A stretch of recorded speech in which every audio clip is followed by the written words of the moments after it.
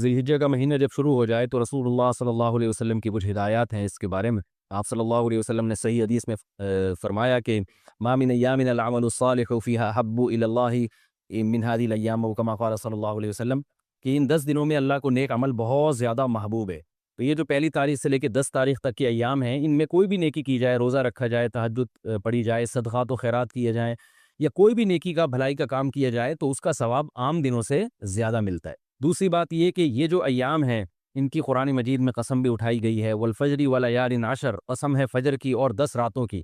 تو جمہور مفسرین اس طرف گئے ہیں کہ ان 10 راتوں سے مراد ذی الحجہ کی راتیں ہیں، تو ان کے دن کی بھی فضیلت ہے اور رات کی بھی فضیلت ہے۔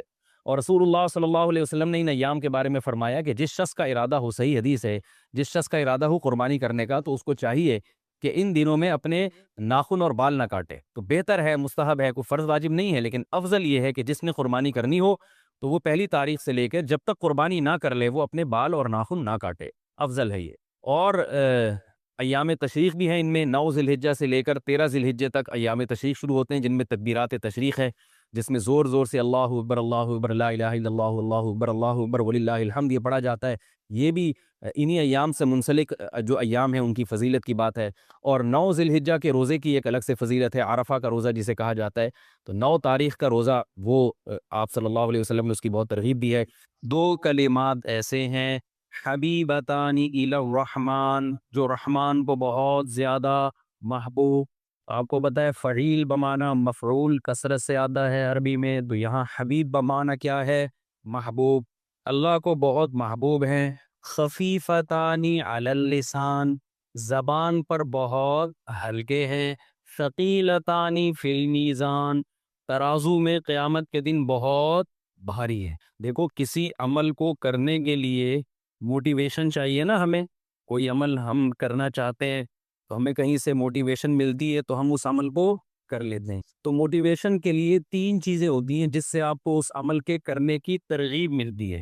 ایک چیز یہ ہوتی ہے کہ کوئی شخص آپ کو آپ کے کہتا ہے کہ یہ عمل کر لو، اس سے تمہارا محبوب خوش ہو جائے گا، تو ایک دم ہمیں حوصلہ ملتا ہے کہ ہم یہ عمل آپ لوگ کر لیں، کوئی چاہے مشکل عمل ہی کیوں نہ ہو۔ لیکن بھائی جس سے ہمیں محبت ہے، یہ عمل کرنے سے ہمارا محبوب خوش ہو جائے گا، اس سے بڑا حوصلہ ملتا ہے۔ محبوب کو جو کام محبوب ہو اس کو کرنے کا دل چاہتا ہے یا نہیں چاہتا؟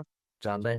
بعض دفعہ اس سے انسان کو موٹیویشن ملتی ہے، حوصلہ ملتا ہے، بھائی یہ تمہارے محبوب کو اس سے محبت تو نہیں ہے لیکن اس کے کرنے سے تمہیں فائدے بہت حاصل ہوں گے۔ آپ وہی کام کرتے ہیں جس پہ آپ کو پیسے بہت مل رہے ہوں، بڑی مشکل جابس آتی ہیں لیکن لوگ اس لیے کر لیتے ہیں کہ اس میں تنخواہ بہت زیادہ ہے، پیسے بہت زیادہ ملیں گے، مشکل جابس بھی کر لیتے ہیں لوگ، اس سے بھی انسان کو موٹیویشن ملتی ہے۔ اور رکاوٹ کیا چیز ہوتی ہے کہ وہ عمل مشکل بہت ہے، تو یہ رکاوٹ بھی اگر دور کر دی جائے تو پھر اس عمل سے کوئی چیز رکاوٹ بنتی ہے؟ یقیناً نہیں بنتی۔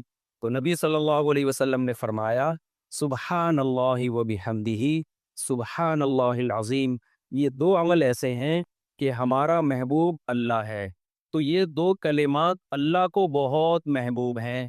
تو مسلمان کے لیے اس کلمے کو زبان سے بار بار دہرانے کے لیے اتنی ترغیب کافی ہے کہ ہمارے محبوب اللہ ہے، اس اللہ کو یہ کلمات بہت زیادہ محبوب ہیں، یہ کافی ہے۔ بہت سے علماء اکابر ایسے گزرے ہیں جنہوں نے کسی عمل کو صرف اس لیے کیا کہ نبی صلی اللہ علیہ وسلم کو یہ پسند تھا، حالانکہ اس میں کوئی الگ سے ثواب نہیں تھا۔ حضرت انس ابن مالک رضی اللہ تعالی عنہ، صحیح حدیث، کدو بنا ہوا تھا، کدو کا سالن۔ انس ابن مالک برتن بار بار گھما گھما کے نا اس میں کدو تلاش کر رہے تھے سالن میں۔ ایسا ہوتا ہے نا آج کل سالن میں جیسے بوٹیاں تلاش کی جاتی ہیں، تو حضرت انس ابن مالک کیا تلاش کر رہے تھے؟ پھر فرمایا کہ مجھے اس سے اس لیے محبت ہے کہ رسول اللہ صلی اللہ علیہ وسلم کو کدو سے، لوکی سے محبت تھی، تو صرف اس لیے وہ لوکی تلاش کر رہے ہیں سالن میں کہ میرے نبی کو، میرے محبوب کو اس سے محبت۔ تو انسان کو جس سے محبت ہوتی ہے عام طور پر اس کی محبوب چیزوں سے بھی محبت ہو جاتی ہے۔ تو امام بخاری رحمہ اللہ تعالی یہ کلمہ لے کر آئے حبیبتان الی الرحمن، بھئی یہ سبحان اللہ و بحمدہ 2 کلمات ایسے ہیں جو اللہ کو بہت زیادہ محبوب ہیں۔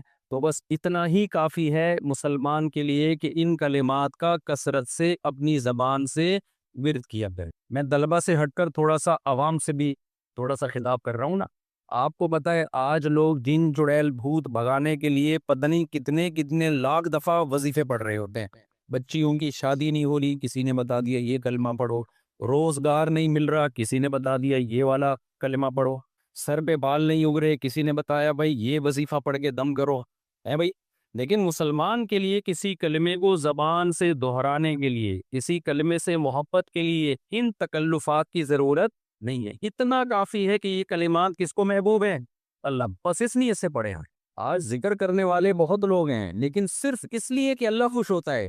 تو ایسے لوگ مارکیٹ میں کیا چل رہے ہیں؟ شارٹ چل رہے. اور آپ کو پتہ ہے جو چیز مارکیٹ میں شارٹ ہوتی ہے اس کی ویلیو بڑھ جاتی ہے. تو اپنی ویلیو اگر اللہ کی نظر میں بڑھانا چاہتے ہیں تو صبح و شام ذکر صرف اللہ کو خوش کرنے کے لیے کریں کہ اللہ تجھے یہ کلمہ محبوب ہے، لہذا میں اپنی زبان سے اس کلمے کا ورد کروں گا. دوسری آپ صلی اللہ علیہ وسلم نے فرمایا خفیفتان علی اللسان.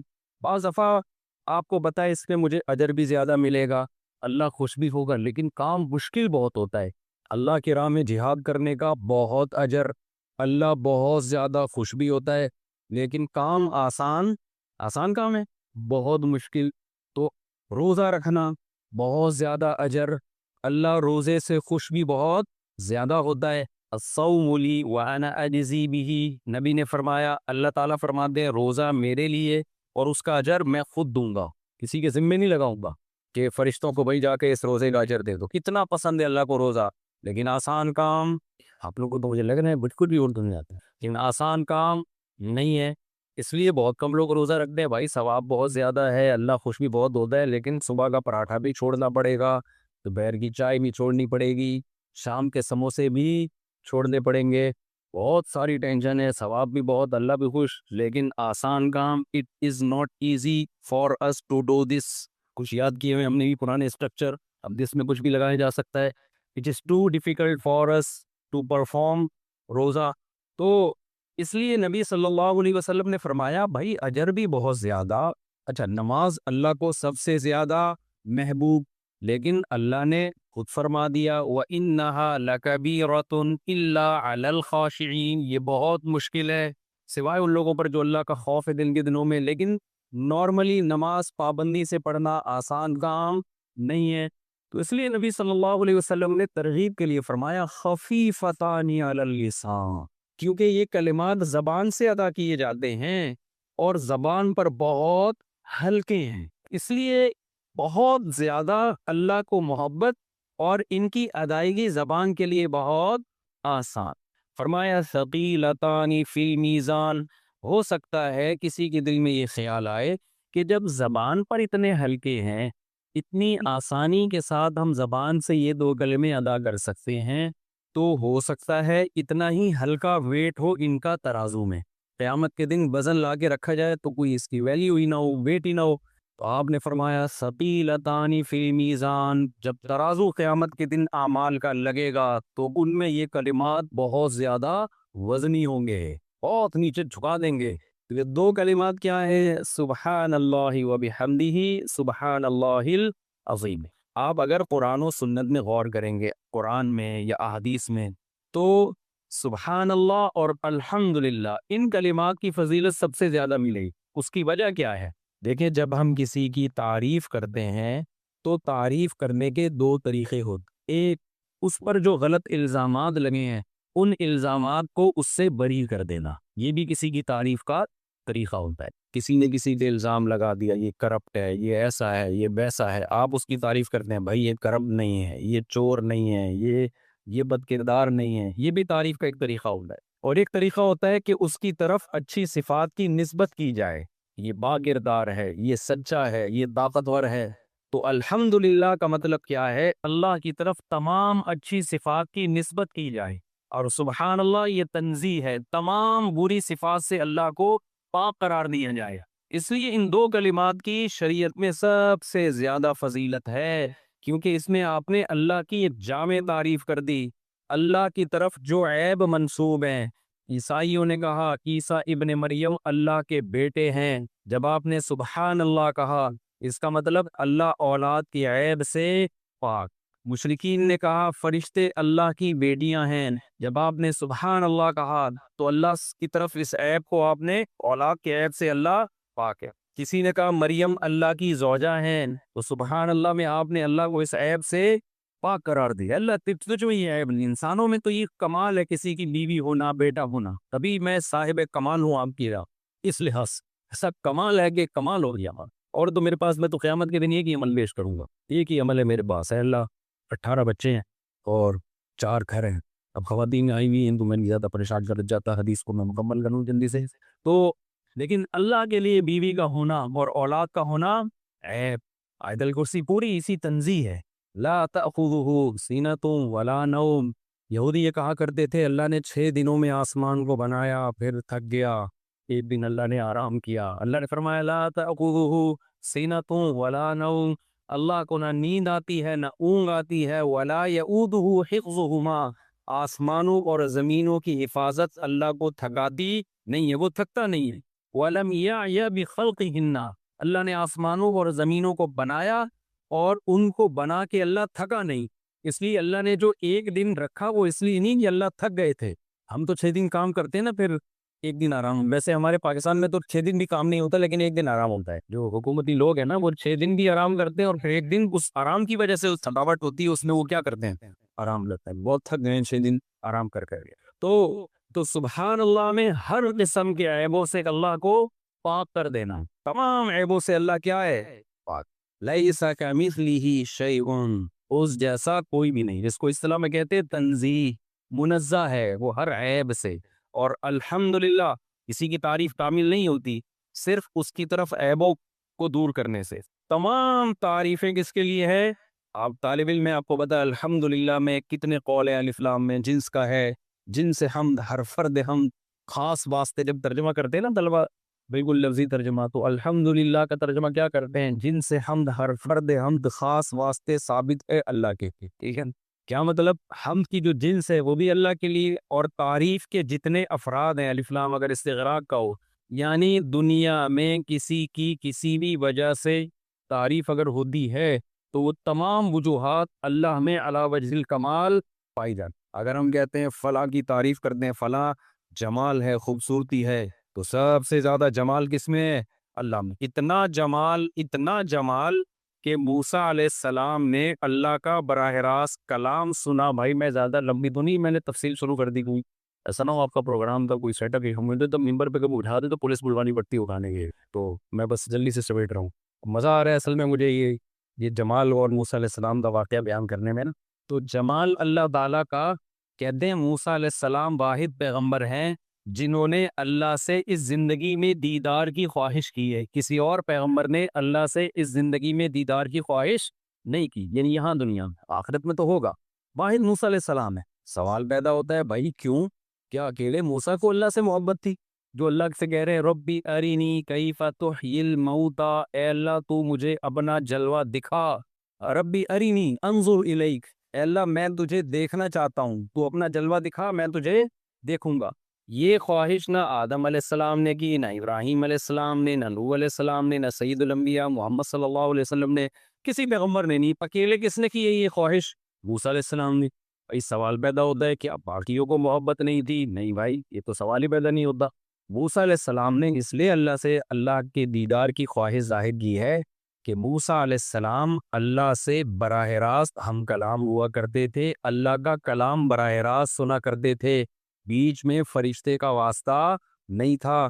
آپ کو پتہ ہے کسی کا کلام سن کے اس سے محبت پیدا ہوتی ہے، ایک بھڑکتی آواز محبت کی۔ اگر کلام خوبصورت ہو، فون آیا آپ کے پاس، ہیلو کی آواز آئی، مختلف طریقوں کی ہیلو کی آوازیں آتی ہیں، آپ نے بولا السلام علیکم، وہاں سے جواب آیا وعلیکم السلام، بعض جواب ایسے رپلائی ہوتا ہے آپ کہتے ہو ابھی لائن کاٹ، بات ہی نہیں کرو آپ۔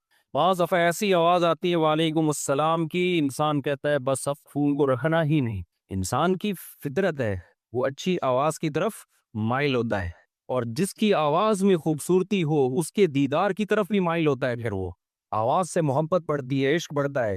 تو موسیٰ علیہ السلام نے جو براہ راست اللہ کا کلام سنانا، اس کی چاشنی اتنی زیادہ محسوس کی، اس کی لذت اتنی زیادہ محسوس کی کہ بےتاب ہو گئے کہ میں اللہ تیرا دیدار کیے بغیر اب چین سے نہیں بیٹھ سکتا۔ اور اللہ تعالیٰ بھی حضرت موسیٰ کو یہ کہہ سکتے تھے کہ لن ترانی، تو ہرگز مجھے نہیں دیکھ سکتا، یہ اللہ نے کہہ دیا۔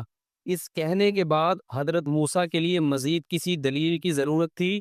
بولو بھائی، جب اللہ نے کہہ دیا، اللہ نے یہ بھی نہیں کہا لا ترانی کہ تو نہیں دیکھ سکتا، لن ترانی it isn't possible for you to watch me to see me۔ اب آپ انگلش میں کون سا صحیح لگے گا وہ آپ خود لگا لیں۔ اے موسیٰ یہ امپاسبل ہے، یہ نہیں ہو سکتا کہ آپ مجھے دیکھو۔ لیکن حضرت موسیٰ کی تڑپ کتنی زیادہ تھی، پیغمبر کے لیے اتنی دلیل کافی ہے کہ اللہ نے کہہ دیا یہ نہیں ہو سکتا، لیکن اللہ کو معلوم تھا کہ موسیٰ کی یہ تڑپ ختم نہیں ہوگی۔ وَلَٰكِنِ انظُرْ إِلَى الْجَبَلِ، اللہ نے عمل کر کے دکھایا کہ اس پہاڑ پر اپنی تھوڑی سی تجلی ڈالوں گا۔ فَإِنِ اسْتَقَرَّ مَكَانَهُ، اگر یہ ٹک گیا اپنی جگہ پہاڑ، فَسَوْفَ تَرَانِي، تو میں بھی ہو سکتا ہے آپ بھی دیکھ۔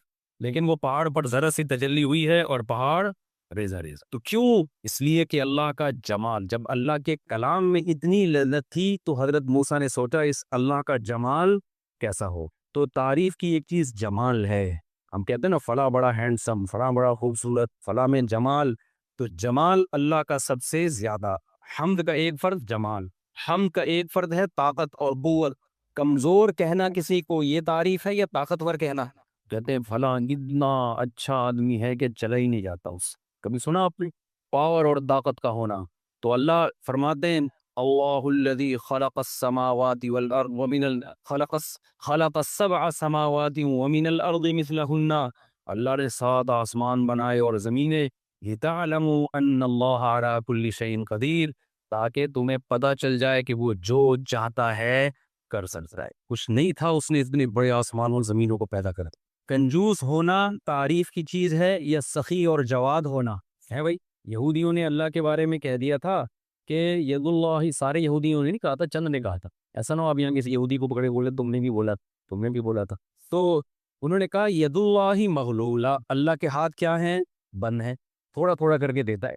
اللہ کو اتنا غضب آیا، اگر اللہ تعالیٰ معاذ اللہ نقل کفر کنجوس ہوتے، بخیل ہوتے تو غضب نہیں آتا تھا۔ کنجوس آدمی کو جب آپ بولے نا تو پیسہ نہیں خرچ کرتا، کہتا ہے شکریہ آپ نے میری تعریف، تھینک یو، لیکن سخی آدمی کو اس سے بہت غصہ آتا ہے کہ مجھے کنجوس کیوں کہہ دیا۔ تو اللہ کو جب موسیٰ یہودیوں نے یہ تانا دیا کہ اللہ کے ہاتھ بندھے ہوئے ہیں، ایسے ترسا ترسا کے تھوڑا تھوڑا کر کے دیتا ہے، اللہ کو اتنا غصہ آیا، فرمایا غلت ایدیہم، جس نے مجھے کہا میرے ہاتھ بندھے ہوئے ہیں، اس کے ہاتھ بندھے ہوئے ہیں، بل یداہ مبسوطتان، میرے ہاتھ کھلے ہوئے نہیں بلکہ دونوں ہاتھ ایسے کر کے کھلے ہوئے ہیں، ینفق کیف یشاء، پرسا رہا ہوں اپنے بندوں پر۔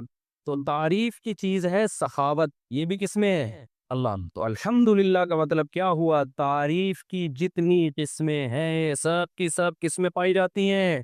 اللہ میں۔ اور جتنے عیب ہیں سبحان اللہ، اللہ تمام عیبوں سے پاک ہے۔ تو اس لیے اللہ کو یہ کلمات بہت زیادہ محبوب ہے، کسی بھی شکل میں پڑھے جائیں۔ تیسرا کلمہ ہے سبحان اللہ والحمدللہ ولا الہ الا اللہ واللہ اکبر۔ تو کسی بھی شکل میں جب اللہ کی تسبیح اور تحمید کریں گے تو یہ کلمات اللہ تعالیٰ کو بہت زیادہ محبوب ہوں گے۔ اللہ تعالیٰ ہمیں سمجھنے کی عمل کی توفیق دے، اور جن طلبہ کا جو بیچ ماشاءاللہ فارغ ہوا ہے، ان کی آج درس حدیث بھی مکمل ہو گیا، اور الحمدللہ ایک نصاب چلا آ رہا ہے صدیوں سے۔ اچھا میں تھوڑا سا اس نصاب کا تعارف کروا دوں جو عام لوگ سن رہے ہوتے ہیں، کہ یہ میں جب مدرسے میں نہیں پڑھتا تھا تو میرا خیال یہ تھا کہ یہ پتہ نہیں علماء جو ہوتے ہیں یہ صرف فضائل اعمال پڑھ کے عالم بنتے ہیں کہ یا بہشتی زیور پڑھ کے عالم بنتے ہیں یا کیا ہوتا ہے، مجھے نہیں پتا تھا۔ جب میں آیا ہوں تو مجھے پتا چلا بھائی یہ تو بڑا جاندار شاندار نصاب ہے۔ ہم کہتے ہیں نا جو بہت سارے یوٹیوب پہ اسکالرز آ رہے ہیں، لوگ ان سے مسائل پوچھ رہے ہوتے ہیں، ہم ان سے پوچھتے ہیں کیا یہ باقاعدہ عالم بنے کسی مدرسے میں؟ وہ کہتے ہیں عالم بننا کوئی ضروری نہیں ہے، بہت ضروری ہے۔ کیوں؟ علماء کو جو پڑھایا جاتا ہے، تھوڑا سا میں تعارف کروا دوں کہ علماء جو بننے کے لیے نصاب ہے نا، چند چیزیں ایسی ہیں جو بہت ضروری ہیں۔ سب سے پہلے آپ کو بتائیں کہ ہمارا پورا اسلام وہ عربی میں ہے، وہ انگلش یا اردو میں نہیں۔ قرآن، حدیث، پھر آگے جو صحابہ کے اقوال ملتے ہیں اس کی تشریح میں، ائمہ کے اقوال، وہ سب عربی زبان میں۔ تو اس لیے ہمارے دینی مدرسوں میں سب سے پہلے عربی سکھائی جاتی ہے، عربی گرامر میں عبور حاصل کیا جاتا ہے۔ اس عربی کے سیکھے بغیر آپ مذہبی اسکالر نہیں بنتے۔ آج بڑے بڑے مشہور یوٹیوبر جو جن کے بہت فین فالوئنگ ہے، بڑے بڑے اسکالر مشہور ہیں، عالم نہیں ہیں، اور ان کو عربی زبان بھی نہیں آتا۔ تو جب آپ کو عربی نہیں آتی، آپ نبی کی بات کو نبی کی زبان میں نہیں سمجھ سکتے، تو اس میں ترجمے میں غلطیاں کر کے کوئی آپ کو گمراہ کر سکتا ہے. وہ گمراہ ہوتے ہیں. ضلوا واضلوا، بخاری کی حدیث ہے نا، اللہ علماء کو اٹھا لے گا تو لوگ ایسے لوگوں کو رہبر بنائیں گے جن کے پاس علم نہیں ہوگا. وہ خود بھی گمراہ ہوں گے نبی کی حدیث کے مطابق، اور لوگوں کو بھی گمراہ کریں گے. دوسری چیز جو ہمارے دینی مدارس میں سکھائی جاتی ہے، یہ درس نظامی ہے، یہ کیا ہے؟ یہ میں بتا رہا ہوں آپ. دوسرا جو اس کا حصہ ہے وہ ہے عربی ادب. یعنی عربی زبان کے دو پارٹ ہوتے ہیں، ایک عربی گرامر ہے، ایک عربی ادب ہے. تو عربی ادب میں مہارت حاصل کرائی جاتی ہے تاکہ قرآن کو پراپر وے میں، جب تک عربی ادب نہیں آئے گا تو آپ کیسے سمجھیں گے؟ اس میں اس دور کی شاعری بھی پڑھائی جاتی ہے اور جو عربی ادب کی قدیم کتابیں. تیسری چیز جو ہمارے دینی مدارس میں پڑھائی جاتی ہے قرآن کے بعد ہے حدیث. نبی صلی اللہ علیہ وسلم کی احادیث، اس میں صحاح سدہ ہے، فضائل کی کتابیں بھی ہیں، مسائل کی کتابیں بھی ہیں. فضائل کی کتابوں میں ریاض الصالحین بچوں کو شروع میں پڑھا دی جاتی ہے، مستند کتاب ہے وہ. اور پھر مسائل کی کتابوں میں صحیح بخاری، صحیح مسلم، اور سنن ترمذی، سنن ابی داؤد، جو حدیث کی مشہور سے کتاب ہے، سنن ابن ماجہ. اور اس کے علاوہ بھی کتابیں پڑھائی جاتی ہیں. شرح معانی الاثار ہے امام بہاوی کی، اور معارف السنن ہے، مشکات ہے، یہ بھی کتابیں، بہت ساری حدیث کی کتابیں پڑھائی جاتی ہیں. پھر ان کی پوری تشریح ہوتی ہے. لوگ یہ سمجھتے ہیں بس یہ حدیث ایسی کر کے پڑھ رہے ہوتے ہیں. ان حدیثوں سے فقہا نے کیا کیا استدلال کیے ہیں، کون سی حدیث اس مسئلے کی دلیل ہے، اس کے مخالفت میں کیا دلیل ہے، بہت لمبا چوڑا چیپٹر ہے. تیسری چیز جو ہمارے مدارس میں پڑھائی جاتی ہے، اس کے بعد جو ہے نا احادیث کے بعد، دوسری ہے تیسری، پہلی تو میں نے بتایا عربی گرامر پڑھائی جاتی، پھر احادیث، پھر قرآن کی تفسیر پڑھائی جاتی ہے عربی میں. آپ لوگ جو عوام لوگ جو قرآن پڑھتے ہیں وہ تو اردو ترجمے پڑھتے ہیں. ہمارے طلبہ جو پڑھتے ہیں وہ کیسے پڑھتے ہیں؟ وہ عربی میں ہی سمجھتے ہیں. اس سے ان میں کانفیڈنس پیدا ہوتا ہے. میں نے جب تفسیر پڑھنا شروع کی تو عامہ پارہ، اس میں ہمارے استاذ اس کو گرامر کے لحاظ سے حل کرتے تھے، یہ ترجمہ کیسے ہو جائے. ہم نے بہت پریکٹس کی ہے اس میں، اور وہ لیکچر میرے اپلوڈ بھی ہوئے میرے یوٹیوب پہ. تو ایسا نہیں ہوتا کہ اب آپ ان نئے نئے اسکالرز جو آ رہے ہیں ان سے آپ ایک تھوڑی سی گرامر کے لحاظ سے. ہمارے ایک دفعہ استاذ نے پوچھا ولو مدبرین کا کیا مطلب ہے؟ میں نے کہا کہ ولو مدبرین کا مطلب، یہ جو قرآن کہتا ہے نا ان کو جب آیتیں سنائی جاتی ہیں ولو مدبرین، بھائی اس کا مطلب ہے بھاگ جاتے ہیں. استاذ نے میرے سے پوچھا کہ ولو کا معنی ہی پیٹ پھیرنا ہے اور مدبر کا معنی بھی پیٹ پھیرنا، تو یہ تو قرآن میں عیب ہو گیا کہ ولو یہ پیٹ پھیرتے ہیں، مدبرین پیٹ پھیرتے ہیں. تو کیا ہے بھائی؟ یہ جب تک آپ پراپر وے میں نہیں پڑھیں گے، اس کو کہتے ہیں حال مؤکد. اسے کیا کہتے ہیں؟ ادبار جو ہے نا مدبریت حال ہے، ولو کی حالت کنڈیشن بیان کر رہے ہیں صرف تاکید کے لیے. اور ایک اور مثال میں آپ کو دیتا ہوں، سبحان الذی اسری بعبدہ لیلا. اسرا کا معنی ہوتا ہے رات کو چلانا ہے بھائی.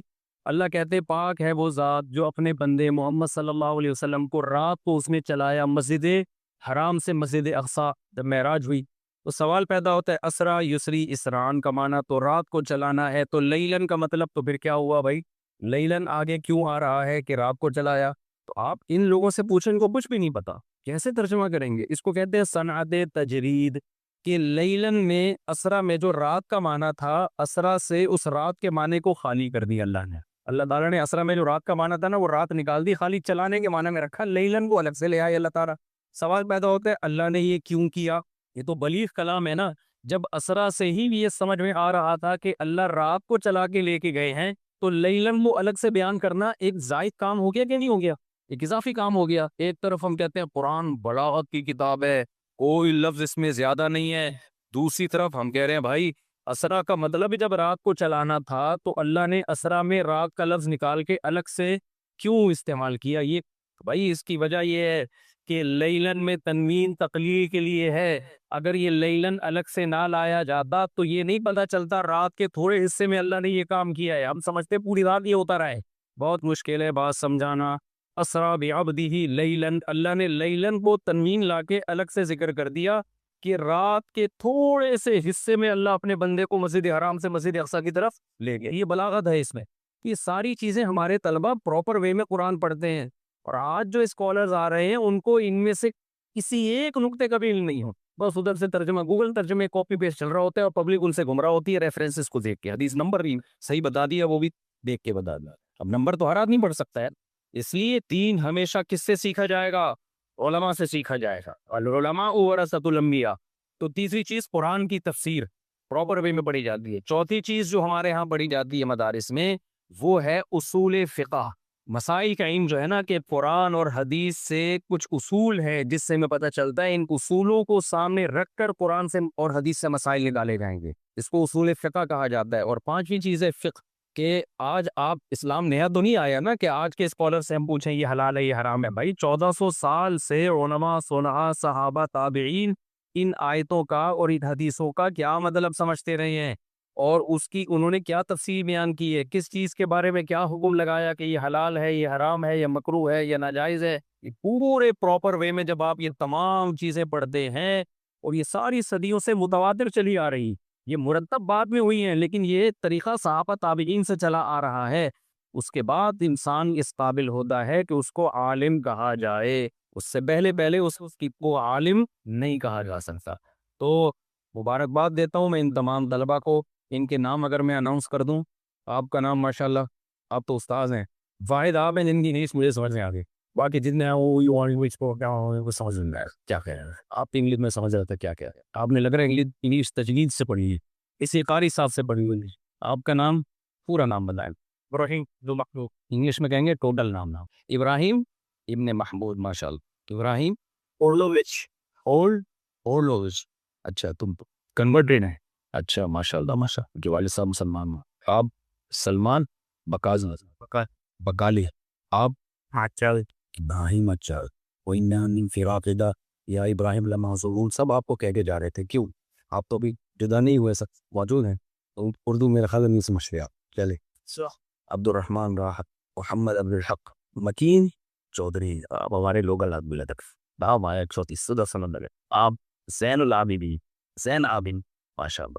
تو آپ سب کو میری طرف سے بہت مبارک ہو، آج اللہ تعالیٰ نے آپ کو عالم بنایا، اللہ تعالیٰ یہ انبیاء کے ورثہ کی فہرست میں آپ کو شامل کیا، اور آپ کے جتنی بھی استاذ ہیں اساتذہ ہیں، دل سے دعا ہے کہ آپ لوگ اپنے اساتذہ کے لیے، ٹیچروں کے لیے صدقہ جاریہ بنیں، یہ بہت بڑی سعادت کی بات ہے، اور ہمیں یہاں اتنا بڑا خوبصورت مدرسہ دیکھ کے بہت خوشی محسوس ہو رہی ہے، رہائشی طلبہ ہیں یہاں پہ، 100 سے زیادہ طلبہ ہیں یہاں پہ، تو حدیث پڑھ رہے ہیں، قرآن پڑھ رہے ہیں، بہت خوشی کی بات ہے۔ جن لوگوں نے بھی یہ مدرسہ بنایا، جو یہاں کی انتظامیہ ہے، ان کا بھی میں شکریہ ادا کرتا ہوں کہ مجھے انہوں نے یہ سعادت بخشی، اللہ تعالیٰ خوشیاں دے، برکتیں دے، اور آپ سب سے دیکھو جو علماء یہاں فارغ ہوئے ہیں، ہم نے اپنے بڑوں سے ایک بات سیکھی ہے کہ نبی صلی اللہ علیہ وسلم نے فرمایا کہ نحن معاشر الانبیاء لا نورث درہما ولا دینارا، کہ انبیاء کی وراثت درہم اور دینار دولت نہیں ہوتی، انبیاء کی وراثت علم ہوتی ہے۔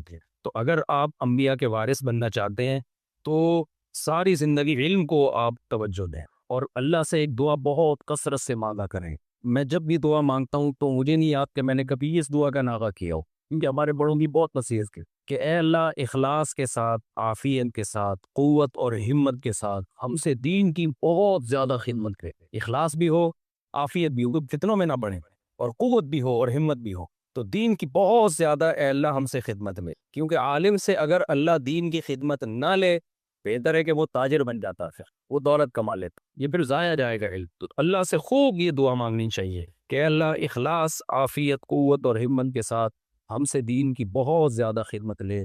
تو میں نے دیکھا ہے جو طلبہ، جو علماء اس دعا کا معمول بناتے ہیں، اللہ ان سے دین کی واقعی بہت زیادہ خدمت، اور عالم کے لیے سب سے بڑی خوش قسمتی یہ ہے کہ اس سے دین کا کام لے لے اللہ کا، بے شک اس کی 4 شانیاں نہ ہوں، 4 تو بہت لوگوں نے کی ہیں، اصل کام کیا ہے؟ دین کی اللہ بہت زیادہ خدمت میں لے، یہ نہیں ہے تو پھر فائدہ نہیں ہے۔ ہمارے کتنے علماء بیچارے مدارس سے فارغ ہوئے، دین کی خدمت نہیں، ان سے اللہ لے رہا، بڑے قابل سے، حالانکہ اس دعا کا بہت زیادہ آپ سب جو خاص طور پہ فارغ ہوئے ہیں زندگی بھر اس کا جب حرم جائیں، بیت اللہ میں جائیں، حج یا عمرے پہ، وہاں دعائیں بہت سے زیادہ قبول ہوتی ہیں، تو کبھی موقع ملے غلاف کعبہ پکڑ کے دعا مانگنے کا تو سب سے زیادہ اپنے لیے یہ دعا مانگ، کیونکہ اگر اللہ نے آپ سے خدمت کی تو آپ کامیاب ہیں، خدمت نہیں تو کیا ہے بھائی، پھر تو فائدہ نہیں ہوا۔ اللہ علی توفیق عطا فرمائے۔ اسلام کے علاوہ جتنے بھی راستے ہیں نا، ان کو اندھیروں سے تعبیر کرتا ہے، اندھیرے سے بھی کیا اور اندھیروں سے بھی۔ اندھیرا کا مطلب ہے جنس کے لحاظ سے تو سب اندھیرے ہیں، اور اندھیروں کا مطلب بہت ساری قسمیں ہیں گمراہیوں کی، لیکن وہ ساری قسمیں مختلف قسم کے اندھیرے ہیں۔ تو اسلام کے علاوہ جتنے بھی راستے ہیں نا، اللہ کی نظر میں سب اندھیرے ہی اندھیرے ہیں، جن میں انسان کو منزل کا پتہ نہیں ہوتا، اگلے قدم کا پتہ نہیں ہوتا۔ تو اس قرآن کی اللہ نے صفت بیان کی ہے کہ یہ قرآن آپ کو اندھیروں سے روشنی کی طرف لے کر آئے گا، حلال و حرام کا علم دے گا آپ کو، صحیح اور غلط کا پتہ چلے گا اس سے، ایسے اور نیچر کا پتہ چلے گا اس سے۔ بِإِذْنِ رَبِّهِمْ، اپنے رب کے حکم سے آپ ان کو اندھیروں سے نکالیں روشنی کی طرف، اور وہ روشنی کیا ہے؟ اِلَىٰ صِرَاطِ الْعَزِیز، اس ذات کا راستہ ہے جو زبردست، غالب، الحمید اور قابل تعریف ہے۔ یعنی بتا دیا کہ جس روشنی کی طرف ہم تمہیں لا رہے ہیں اس کے ایک فائدہ تو یہ کہ وہ روشن راستہ ہے، یعنی دلائل کی دنیا میں روشن ہے، تم پورے کانفیڈنس کے ساتھ اس پر چلو گے، تمہیں اپنے غلط ہونے کا احساس نہیں ہوگا۔ جبکہ اندھیروں میں انسان چلتا ہے تو وہ کانفیڈنٹ نہیں ہوتا، اس کو پتہ نہیں ہوتا کہ میں صحیح چل رہا ہوں کہ غلط چل رہا ہوں۔ پہلا راستہ تو، پہلی فضیلت تو اس کی یہ ہے۔ دوسری یہ کہ وہ راستہ ہے بھی اس بادشاہ کا راستہ جو پاورفل بھی ہے، عزیز کا معنی ہر چیز پر غالب بھی ہے اور قابل تعریف بھی ہے، ساری اچھی صفات اس میں، ہر عیب سے وہ پاک ہے۔ تو اب آپ سوچیں کہ ایسے ذات کا راستہ، یعنی اس کا بتایا ہوا راستہ کتنا زبردست راستہ ہوگا، جب آپ اس پہ چلیں گے تو وہ عزیز اور غالب بادشاہ آپ کو کتنا نوازے گا اس راستے پہ۔ تو یہ دوسرا فائدہ ہے اس راستے پہ چلنے کا۔ اس کے علاوہ جو راستے ہیں وہ جن لوگوں نے متعین کیے ہیں وہ غیر مسلم ہیں، وہ فطرت کے خلاف آپ کو چلائیں گے، نہ وہ عزیز ہیں نہ وہ حمید ہیں۔ اللہ الذی، وہ عزیز اور حمید ذات کون ہے؟ وہ اللہ ہے، الذی لہ ما فی السماوات و ما فی الارض، وہ اللہ وہ ذات ہے جس کے لیے آسمانوں میں جو کچھ ہے اور زمین میں جو کچھ ہے وہ سب اسی کا ہے، یعنی کامل بادشاہ ہے۔ وَوَيْلٌ لِّلْكَافِرِينَ مِنْ عَذَابٍ شَدِيدٍ، اور جو کافر لوگ ہیں جو اس اللہ کے راستے کو راستہ نہیں مانتے، ان کے لیے بہت سخت عذاب ہے، تباہی ہے، بربادی ہے۔ کس چیز سے؟ اس سخت عذاب سے۔ ان کافروں کا جرم کیا ہے جی؟ اللہ فرماتے ہیں الذین یستحبون الحیات الدنیا علی الآخرہ، یہ وہ لوگ ہیں جو دنیاوی زندگی کو آخرت پر ترجیح دیتے ہیں۔ آپ کو جتنے بھی دنیا میں غیر مسلم نظر آئیں گے، تمام غیر مسلموں میں، چاہے ان کا کسی بھی مذہب سے تعلق ہو، یہ جرم سب میں کامن نظر آئے گا کہ ایک دنیا تو فنا ہونے والی ہے، جس کے ہم دیکھ رہے ہیں کہ 60-70 سال سے زیادہ زندگی نہیں ہوتی، اور جب انسان سوچنا شروع کرتا ہے تو آدھی زندگی تو ویسے ہی گزر چکی ہوتی ہے، تو اس زندگی کو مسافر خانہ نہیں سمجھتے، اس کو سب کچھ بنا کے رکھ لیا ہے، اسی ترقی کو ترقی سمجھ بیٹھے ہیں۔ کتنا بڑا جرم ہے۔ فرمایا الذین یستحبون الحیات الدنیا علی الآخرہ، ان کا جرم یہ تھا کہ یہ دنیاوی زندگی کو آخرت پر ترجیح دیتے ہیں۔ وَيَصُدُّونَ عَن سَبِيلِ اللَّهِ، اور پھر اللہ کے راستے سے لوگوں کو روکتے بھی ہیں۔ جو دنیا کو مسافر خانہ سمجھتا ہے، آخرت کو اصل سمجھتا ہے، تو یہ اس کو غلط سمجھتے ہیں، اس کو اس راستے سے روکتے ہیں۔ کیسے روکتے ہیں؟ وَيَبْغُونَهَا عِوَجًا، اللہ کا جو صحیح راستہ ہے، جو روشن راستہ ہے، اس میں عیب تلاش کرتے ہیں، خود گمراہیوں میں ڈوبے ہوئے ہیں، پتہ ہی نہیں صحیح اور غلط کی ڈیفینیشن ہی نہیں پتہ ہے، ایکسپلین ہی نہیں کر سکتے صحیح کیا ہے غلط کیا ہے۔ آج تک آپ جتنے بھی لبرل لوگ ہیں نا، ان سے پوچھیں کہ صحیح کی ڈیفینیشن کیا ہے، غلط کی ڈیفینیشن کیا ہے، قیامت آ جائے گی یہ ڈیفائن نہیں کر سکتے۔ جب صحیح اور غلط کو ایکسپلین ہی نہیں کر سکتے تو پھر چلیں گے کیسے اس پر؟ تبھی تو آپ دیکھیں نا کیسے الٹے الٹے قوانین بن رہے ہیں ان ملکوں میں۔ تو اللہ فرماتے ہیں جبکہ جو سیدھا راستہ ہے اس میں عیب تلاش کرتے ہیں، جیسے نبی صلی اللہ علیہ وسلم پر کے بارے میں آج غیر مسلم اعتراض کرتے ہیں کہ کم عمر سے نکاح کیوں کیا، اور جو جہاد کے بارے میں، اور حالانکہ وہ اعتراض بنتے نہیں ہیں، لیکن تلاش کر کر کے نا اپنا اتنا بڑا عیب کہ صحیح اور غلط کا راستہ، شراب کو حلال کر دیا، زنا کو حلال کر دیا، والدین کو اولڈ ہاؤس میں جمع کرانے کو حلال کر دیا، خود اتنی بڑی بڑی مسٹیک کر کے بیٹھے ہوئے ہیں، لیکن اسلام کا جو سچا راستہ ہے اس میں عیب تلاش کرتے ہیں۔ اولئک فی ضلال بعید، اللہ فرماتے ہیں یہ لوگ بہت دور کی گمراہی میں پڑے ہوئے ہیں، یعنی حق سے بہت دور ہیں یہ لوگ۔ وما ارسلنا من رسول الا بلسان قومه ليبين لهم، رہا مسئلہ یہ کہ محمد صلی اللہ علیہ وسلم فرشتہ بن کے نازل کیوں نہیں ہوئے، بشر بن کے کیوں نازل ہوئے؟ ہم کیسے ایک پیغمبر پر ایمان لے آئیں جو عربی بول رہا ہے؟ آج بھی بہت سے غیر مسلم یہ اعتراض کرتے ہیں کہ قرآن عربی میں کیوں آیا؟ بھائی یہ کیا بات ہے؟ تو سوال یہ ہے کہ بھئی کسی بھی زبان میں آتا تو پھر آپ یہ اعتراض کرتے کہ اس زبان میں کیوں آیا؟ کوئی نہ کوئی زبان تو اللہ نے دینی تھی نا، تو اللہ اولین مخاطب پیغمبر کی جو قوم ہوتی ہے اس قوم کی زبان دے کے بھیجتے ہیں، تاکہ جو پہلی دفعہ جن سے خطاب ہو رہا ہے وہ تو سمجھے نا بات کو پورے طریقے سے، پھر ان کے ذریعے سے پوری دنیا سمجھے گی۔ اس لیے اللہ نے فرمایا وما ارسلنا من رسول، ہم نے کوئی پیغمبر نہیں بھیجا الا بلسان قومہ، مگر اس قوم کی زبان دے کر، لیبین لہم، تاکہ وہ اپنی بات کو صحیح طرح سے ایکسپلین کر دیں۔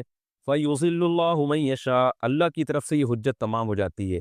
قوم یہ نہیں کہہ سکتی کہ ہمیں پیغمبر کی زبان ہی سمجھ میں نہیں آ رہی، پھر اس کے بعد اللہ جس کو چاہتے ہیں گمراہ کر دیتے ہیں، اور جس کو چاہتے ہیں یہدی من یشاء، ہدایت دے دیتے ہیں۔ تو جس کے دل میں انابت ہوتی ہے اس کو ہدایت دے دیتے ہیں، جس کے دل میں گمراہی ہوتی ہے اس کو گمراہ کر دیتے ہیں۔ وَهُوَ العزیز، وہ زبردست غالب ہے، جو چاہتا ہے کرتا ہے، الحکیم، اور حکمت والا ہے۔ یعنی اپنے اختیارات کا ایسا استعمال نہیں کرتا جو حکمت سے خالی ہوں، کہ خام خواہ میں جس کو ہدایت دینی تھی اس کو گمراہی دے دی، جس کو گمراہ کرنا تھا اس کو ہدایت دے دی، ایسا نہیں کرتا وہ، بلکہ حکمت سے چلتا ہے۔ آگے اللہ تعالیٰ فرماتے ہیں وَلَقَدْ أَرْسَلْنَا مُوسَىٰ بِآيَاتِنَا، ہم نے موسیٰ کو بھی اپنی نشانیاں دے کر بھیجا، جیسے ہم نے یہ قرآن نازل کیا، اور اللہ نے قرآن کی صفت بیان کی لِتُخْرِجَ النَّاسَ مِنَ الظُّلُمَاتِ إِلَى النُّورِ، تاکہ اے نبی آپ لوگوں کو گمراہیوں سے روشنی کی طرف لائیں۔ تو ہم نے موسیٰ کو بھی یہی کام دے کے بھیجا تھا، تمام پیغمبر یہی کام لے کر آئے ہیں۔ تو ہم نے موسیٰ کو بھی اپنی نشانیاں دے کے بھیجا اور ان سے کیا کہا کہ آپ اپنی قوم کو اندھیروں سے روشنی کی طرف نکالیں، وَذَكِّرْهُمْ بِأَيَّامِ اللَّهِ، اب اندھیروں سے روشنی کی طرف لانے کے لیے ان کو اللہ کے ایام کی خبر دیں آپ، یعنی پچھلی امتوں کے ساتھ کیا واقعات ہوئے وہ واقعات بھی ان کو سنائیں، تاکہ یہ گمراہی کے اندھیروں سے ہدایت کی روشنی کی طرف آئیں۔ ان فی ذلک لآیات لکل صبار شکور، بے شک اس میں بڑی بڑی نشانیاں ہیں ہر اس شخص کے لیے جو صبر کرتا ہے اور شکر کرتا ہے۔ کس میں نشانیاں ہیں؟ موسیٰ علیہ السلام کے واقعات میں اور پیغمبروں کے واقعات میں اور قرآن میں، ان سب باتوں میں نشانیاں ہیں صبر کرنے والوں کے لیے۔ کیا مطلب صبر کرنے والوں کے لیے؟ دیکھیں جو جلباز ہوتے ہیں نا، وہ تو اپنی خواہشات کے غلام ہوتے ہیں، بس میری یہ خواہش پوری ہو جائے، یہ خواہش پوری ہو جائے، ان کو غور و فکر کا موقع ہی نہیں ملتا۔ لیکن جو صبر کرنے والے لوگ ہیں وہ کہتے ہیں بھائی رک جاؤ ذرا، ٹھہرو، اپنی برائی کے قریب مت جاؤ، پہلے غور و فکر کرو۔ تو وہ جب غور و فکر کرتے ہیں تو ان کو نشانیاں نظر آتی ہیں، ان کو سیدھا راستہ نظر آتا ہے۔ تو یہ صبر کرنے والوں کے لیے اور شکر کرنے والوں کے لیے۔ کیا مطلب؟ اللہ کی نعمتیں استعمال کر رہے ہیں تو وہ پھر غور بھی کرتے ہیں ان نعمتوں میں، پھر وہ اللہ کی کتابوں میں بھی غور کرتے ہیں، کیونکہ ان میں شکر کا جذبہ ہے کہ ہم دیکھیں تو صحیح یہ نعمتیں ہمیں کھلا کون رہا ہے، تو اس کا بھی تو کوئی حکم ہوگا نا۔ تو جو بے صبرے ہوتے ہیں، ناشکرے ہوتے ہیں، وہ بس کھانے پینے کو اور اپنی خواہشات ہی کو فوکس کرتے ہیں، ان کو اللہ کی کتابوں میں نشانیاں نظر نہیں آتی۔ وَإِذْ قَالَ مُوسَىٰ لِقَوْمِهِ، اب چونکہ اللہ نے شکر کا تذکرہ کیا نا، تو اللہ ہمیں بھی یہ ترغیب دے رہے کہ شکر ادا کرنا سیکھو، کیونکہ شکر سے نعمتیں بڑھتی ہیں۔ تو موسیٰ علیہ السلام کا بھی اللہ نے تذکرہ کیا کہ موسیٰ نے بھی اپنی قوم کو یہی سمجھایا تھا۔ وَإِذْ قَالَ مُوسَىٰ لِقَوْمِهِ، اس وقت کو یاد کرو جب موسیٰ نے اپنی قوم سے کہا اذکروا نعمت اللہ علیکم، اللہ کی اس نعمت کو یاد کرو جو اللہ نے تم پر کی ہے۔ وہ نعمت کیا تھی؟ اذ انجاکم من آل فرعون، جب تمہیں آل فرعون سے اللہ نے نجات دی۔ یسومونکم سوء العذاب، وہ تمہیں سخت عذاب چکھایا کرتا تھا۔ وَيُذَبِّحُونَ أَبْنَاءَكُمْ، تمہارے بیٹوں کو ذبح کر دیا کرتا تھا۔ وَيَسْتَحْيُونَ نِسَاءَكُمْ، تمہاری عورتوں کو زندہ رکھتا تھا۔ یا تو دونوں کو قتل کر دیتا نا، عورت کو زندہ رکھنا تاکہ اس سے پھر کسی قوم کی عورتوں کو کوئی ظالم لوگ غلام بنائیں، لونڈیاں بنائیں اور ان کو اپنے خواہشات میں استعمال کریں، تو اس قوم کے لیے یہ بڑی ذلت ہوتی ہے۔ تو اس قوم کی خواہش ہوتی ہے اگر ہمیں قتل کیا جا رہا ہے تو پھر ہماری عورتوں کو لونڈیاں نہ بنایا جائے۔ تو لیکن یہ بڑی ذلت کی بات ہوتی ہے کہ مردوں کو قتل کر دیں اور ان کی عورتوں پہ قبضہ کر لیں۔ تو اللہ فرماتے ہیں یہ بڑی ذلت تھی۔ وَفِي ذَلِكُمْ بَلَاءٌ مِّن رَّبِّكُمْ عَظِيمٌ، تمہارے رب کی طرف سے یہ بہت بڑی آزمائش تھی تمہارے اوپر۔ تو ہر آزمائش کی نسبت چونکہ اللہ کی طرف کی جاتی ہے، اگرچہ کام یہ فرعون کر رہا تھا لیکن اللہ نے بھی تو ہونے دیا نا۔ یہ اللہ چاہتے فرعون کا زبردستی روک دیتے اسی وقت، اس لیے نسبت اللہ کی طرف کہ کام تو فرعون نے کیا مگر یہ آزمائش اللہ کی طرف سے بنی اسرائیل کے لیے آزمائش بن گئی۔ یہ عذاب اللہ کی طرف سے بنی اسرائیل کے لیے آزمائش بن گیا۔ تو موسیٰ علیہ السلام نے کیا فرمایا کہ اللہ نے تمہیں اس آزمائش سے بچایا تو تم اس کا شکر ادا کرو۔ تو شکر ادا کریں گے تو پھر اللہ کی نعمتوں میں غور کا موقع ملے گا اور اللہ کی کتابوں میں غور کا موقع ملے گا۔ مختصر رکوع تھا یہ، ہمارا رکوع کمپلیٹ ہو گیا اور اس میں چند علمی نکات بھی میں آپ کے سامنے پیش کر دیتا ہوں۔ پہلی بات تو یہ کہ اللہ نے سورت کو شروع کیا کہ ظلمات سے نور کی طرف قرآن آپ کو نکالے گا۔ حقیقت یہی ہے کہ آپ اگر قرآن چھوڑ دیتے ہیں، خدا کی قسم آپ کے پاس سیدھا راستہ متعین کرنے کے لیے کوئی لا نہیں ہے، کوئی قانون نہیں ہے، کوئی قوم نہیں ہے جس کے پاس سیدھا راستہ ہو جو آپ کو بتائے صحیح کیا ہے غلط کیا ہے۔ تو انسان بھٹکتا رہے گا۔ یہ کتنی بڑی حقیقت قرآن نے بیان کی۔ اور دوسری بات یہ، اس میں اللہ نے دنیا کی محبت کی برائی کو بیان کیا ہے۔ یستحبون الحیات الدنیا علی الآخرہ، اللہ کی نظر میں یہ بہت بڑا عیب ہے کہ آپ ہمیشہ رہنے والی زندگی پر اس تھوڑی سی زندگی کو ترجیح دیتے ہیں۔ آج ہمارے جو نام نہاد لبرل لوگ ہیں نا، ان کی نظر میں جنت جہنم کی کوئی ویلیو نہیں ہے۔ وہ اسی ترقی کو حرف آخر سمجھتے ہیں، دنیا کی ترقی کو۔ تبھی ان کی نظر میں غریب ہونا ایک بہت بڑی گالی ہے، ایک بہت بڑا عیب ہے۔ تو جبکہ اسلام میں غریب ہونا کوئی عیب نہیں ہے، ہاں اپنی سستی اور حماقتوں کی وجہ سے کوئی ہو تو ایک الگ بات ہے، ورنہ اللہ کی طرف سے غربت بھی کوئی عیب نہیں ہے۔ بیماریاں بھی کوئی عیب نہیں ہے. تو یہ ہمیں اپنے کانسیپٹ کو درست کرنا پڑے گا، کیونکہ دنیا میں غلبہ انہی لوگوں کا ہے جو اسلام کو نہیں مانتے. تو انہی کے نظریات سے ہمارا نوجوان طبقہ خاص طور پر متاثر ہو رہا ہے. تو ہم دنیا کے مقابلے میں ترجیح آخرت کو دیں گے. یہ دنیا مسافر خانہ ہے، اس کو مسافر خانہ ہی سمجھیں گے. اور ایک علمی نقطے کی بات کیا پتہ چلی کہ جو غیر مسلم لوگ ہیں یا اسلام دشمن لوگ ہیں، وہ اسلام میں کجی تلاش کرتے رہیں گے. اپنے بڑے بڑے عیبوں کو چھوڑ کر اسلام کی چھوٹی چھوٹی چیزیں ان کو بہت بڑی بڑی نظر آئیں گی. وَيَبْغُونَهَا عِوَجًا میں اللہ نے یہ بیان کیا. اور ایک اہم بات اللہ نے یہ بیان کی کہ ہم نے جس پیغمبر کو بھیجا اس قوم کی زبان دے کے بھیجا. تو علماء پیغمبروں کے وارث ہوتے ہیں. تو جس قوم میں عالم محنت کر رہے ہیں ان کو اس قوم کی زبان میں مہارت حاصل کرنی چاہیے. ہمارے یہاں کیا ہو رہا ہوتا ہے کہ بعض دفعہ عوام کی زبان ہی واعظ کو پتہ نہیں ہوتی. اتنی گاڑی زبان استعمال ہو رہی ہوتی ہے اردو یا عربی کی کہ وہ پبلک کی سمجھ سے بالاتر ہے. تو اس لیے واعظین کی ذمہ داری ہے کہ جب وہ جس قسم کے طبقے سے بات کر رہے ہیں تو اس طبقے کی زبان اور اس کے لب و لہجے میں بات کریں. ہوتا یہ ہے نا کہ علماء چونکہ کتابیں بڑی اعلیٰ پڑھتے ہیں، عربی سیکھتے ہیں، تو ان کی اصطلاحات اور ٹرمز پھر وہی استعمال کرنا شروع کر دیتے ہیں جو عوام سے اس کی فہم سے بالاتر ہوتی ہے. آپ نے اکثر ڈاکٹروں کے انٹرویو دیکھے ہوں گے یوٹیوب پر. ڈاکٹر سے کوئی میڈیکل سائنس کی بات اگر آپ پوچھ لیں نا تو ڈاکٹر جس طرح سے ایکسپلین کرتے ہیں وہ ڈاکٹر ہی کو سمجھ میں آ رہا ہوتا ہے، پبلک کو سمجھ میں نہیں آ رہا تو یہ کیا کہہ رہے ہیں. وہ فوراً اپنی میڈیکل سائنس کی ٹرم یوز کرنا شروع کر دیتے ہیں. تو میں کبھی کسی ڈاکٹر سے انٹرویو لیتا ہوں تو ان کو بتاتا ہوں کہ آپ نے اپنی میڈیکل سائنس کی جو ٹرمز ہیں ان کو ایک طرف رکھیں، آپ نے دیسی اسٹائل میں بالکل دیسی زبان میں عوام کے لیول پہ آ کے سمجھانا ہے. یہی علماء کی بھی ذمہ داری ہے. اس آیت سے پتہ چلتا ہے کہ عوامی زبان سیکھیں. اسی آیت سے بڑے بڑے علماء نے اس دور میں استدلال کیا ہے کہ اب عالم کے لیے ایسی زبان سیکھنا جو دنیا میں سب سے زیادہ بولی جا رہی ہے، وہ بھی اسی آیت سے اس کی بھی فضیلت ثابت ہوتی ہے. اگر آپ بڑی سطح پہ کام کرنا چاہتے ہیں تو آپ کو بڑی زبان سیکھنی پڑے گی. مثال کے طور پر آپ بین الاقوامی سطح پہ بڑا کام کرنا چاہتے ہیں تو آپ کو انگلش میں مہارت پیدا کرنی پڑے گی. آپ بر صغیر میں بڑا کام کرنا چاہتے ہیں تو آپ کو اردو میں مہارت پیدا کرنی پڑے گی. آپ عرب کنٹریز میں کام کرنا چاہتے ہیں تو عربی میں مہارت پیدا کرنی پڑے گی. ہمارے یہاں طلباء جو گاؤں دیہاتوں سے آتے ہیں، اردو پشتو بولنے والے، سندھی بولنے والے، پنجابی بولنے والے، میں ان سے کہتا ہوں کہ آپ کو اگر اس خطے میں کام کرنا ہے تو اردو میں آپ کو مہارت پیدا کرنی ہے. کیونکہ ظاہر ہے سندھی ایک محدود علاقے میں بولی جا رہی ہے، پشتو بھی کافی بڑی زبان ہے لیکن ایک محدود علاقے میں بولی جا رہی ہے، اور پنجابی ایک محدود علاقے میں، بلوچی. اردو ایک ایسی زبان ہے جو بنگلہ دیش میں بھی بہت بڑے خطے میں سمجھی جا رہی ہے، برما میں بھی بہت بڑے علاقے میں سمجھی جا رہی ہے، ہندوستان میں 99% سمجھی جا رہی ہے، اور پاکستان میں 100% سمجھی جا رہی ہے الا ماشاء اللہ. تو ہمیشہ ایک عالم کو، واعظ کو بڑی سے بڑی زبان کی طرف آنا چاہیے تاکہ اس کا پیغام زیادہ سے زیادہ لوگوں تک پہنچ سکے. یہ بھی ہمیں اس آیت سے پتہ چلتا ہے. اور اس آیت میں ان فی ذلک لآیات لکل صبار شکور، صبر اور شکر کی بھی فضیلت کے دو ہی چیزیں ہیں. مصیبتوں پہ صبر کرنا ہے، نعمتوں پہ شکر کرنا ہے. دو ہی حالتیں ہوتی ہیں نا انسان کی، یا تو مصیبت میں ہوگا یا خوشیوں میں ہوگا. تو جو مصیبت میں صبر اور خوشیوں میں شکر کرتے ہیں وہی اللہ کی بنائی ہوئی چیزوں سے معرفت حاصل کرتے ہیں. اور جن میں یہ دو چیزیں نہیں ہیں وہ خواہشات کے غلام بنتے ہیں اور مصیبتوں میں جو ہے نا خودکشیوں کے پلان بناتے ہیں اور اللہ کی نافرمانی میں اور زیادہ جری ہونا شروع ہو جاتے ہیں. اسی صبر اور شکر کے لیے اللہ تعالیٰ نے بنی اسرائیل کا واقعہ بیان کیا کہ اللہ نے بنی اسرائیل پر مصیبتیں بھی ڈالی جس پہ انہوں نے صبر کیا، اور پھر موسیٰ علیہ الصلوۃ والسلام کے ذریعے فرعون سے نجات بھی دی جس پر اللہ نے ان سے شکر کا مطالبہ بھی کیا. یہ رکوع ہمارا کمپلیٹ ہو گیا. اب ہم اگلے رکوع کی طرف چلتے ہیں. سورہ ابراہیم کا رکوع نمبر 2 اور 13ویں پارے کا رکوع نمبر 14. اس کا لفظی ترجمہ ہوگا، پھر انشاءاللہ اس کی تفسیر ہوگی. مختصر گرامر کے ساتھ ترجمہ ہوگا. بسم اللہ الرحمن الرحیم. وَإِذْ تَأَذَّنَ رَبُّكُمْ، یہ بھی پچھلے رکوع سے ہی اس کا لنک ہے. موسیٰ علیہ السلام نے اپنی قوم سے کہا، یہ وہی موسیٰ علیہ السلام کی بات چل رہی ہے. وَإِذْ تَأَذَّنَ رَبُّكُمْ، موسیٰ علیہ السلام نے